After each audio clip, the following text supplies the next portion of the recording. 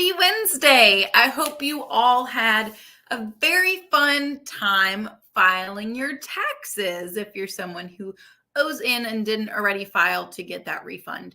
So I know worst way to start this, but we're also going to be a little bit redundant, but clarifying moving forward.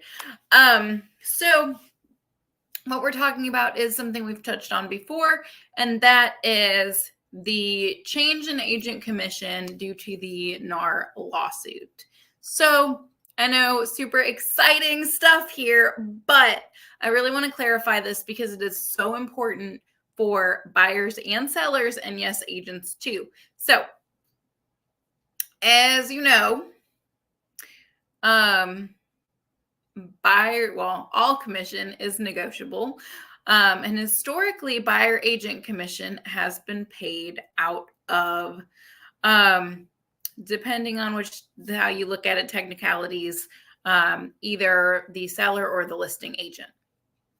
So this lawsuit just provided clarification that that is not a requirement. It has never been a requirement, but it's been customary. So then if you're in the back end world like me, there's so many questions because how does it fit together? So in reality, and this is something I just talked with one of my recent sellers on,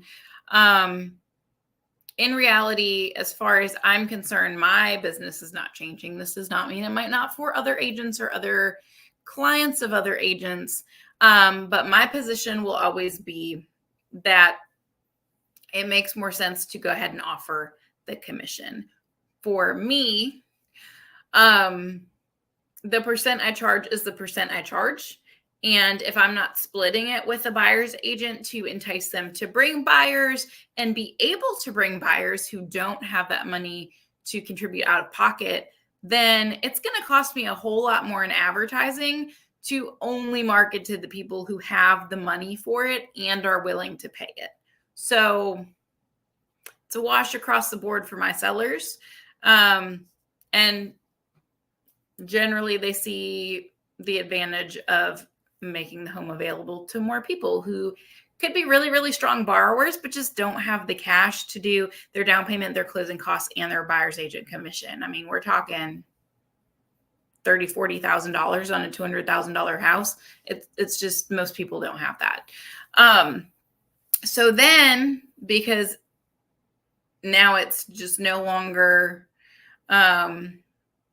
considered a customary thing, and people have pushed back on it, then we as agents have questions because guess what? There are rules. And if you have bought a house in the last couple years, you know that there are so many rules because we are 100% not going to repeat 2008.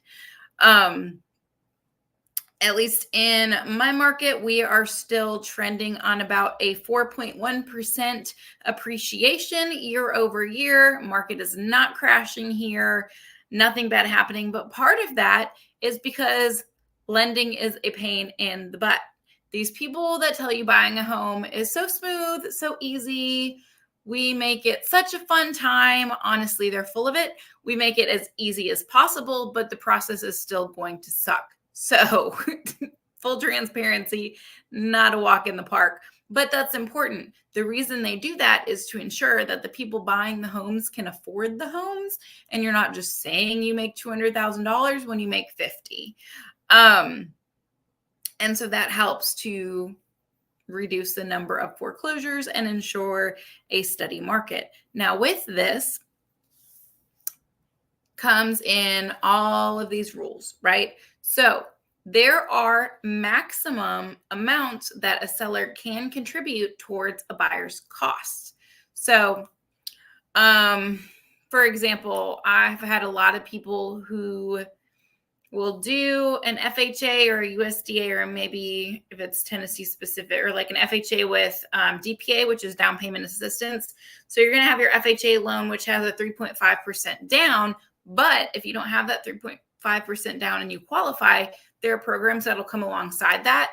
and essentially work like a second mortgage to cover that down payment, and run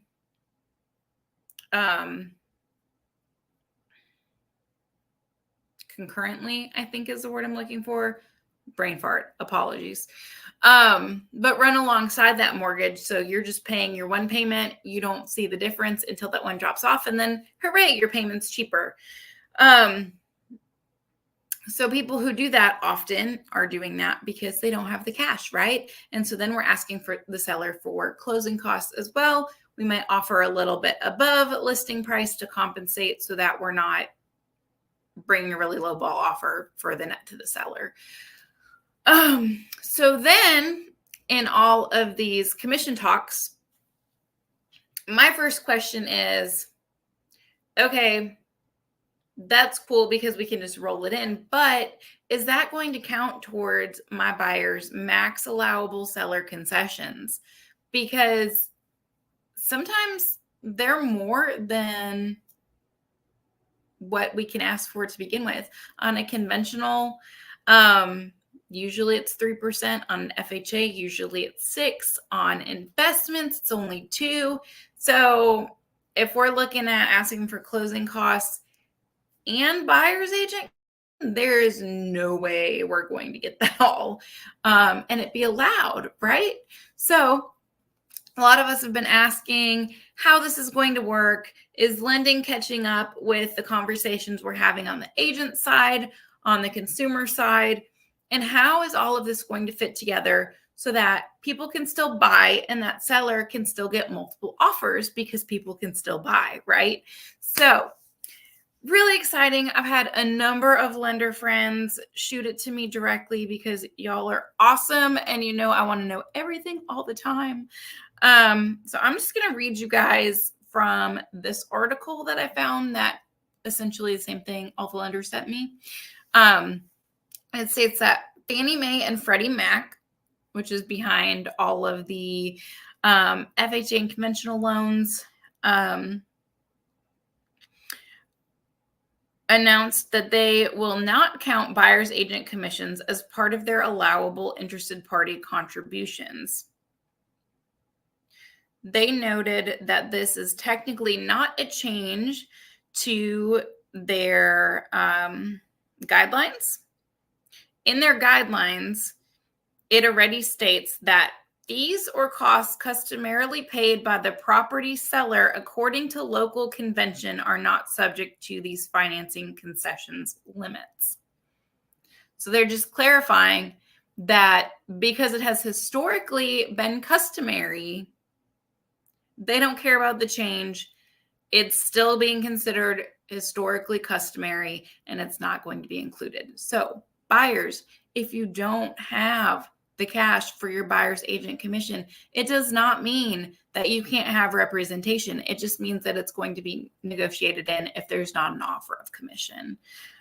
Sellers, this means buyers are still going to be asking for it because they can, but also that you have a bigger pool of buyers because it can be rolled in. If they don't have the cash and you don't want to come down on your price, guess what? As long as the house appraises, they can offer more and then ask for this and it all works out. So this is great news. It means there are going to be a lot less changes than people have been freaking out about. Now do keep in mind that they're not changing the guidelines. They're just clarifying that under the current guidelines, we're good. So if anything crazy happens and we get in a super hectic seller's market, and there's tons of offers and people just start paying their own agent commission instead of rolling it in, it could change. Again, I don't anticipate that, but I don't have a crystal ball. I am not a genie. I'm not God. So we'll see what happens. But just to clarify, right now we can still ask for it and it will not impact how much we can ask for outside of the guidelines that already exist. So this is really good news. If you guys have questions about it, as always, reach out. But I figured it's the most topical. It just came out yesterday. So this is the most important thing we can talk about right now. And yeah, I hope you guys all have a great Wednesday evening.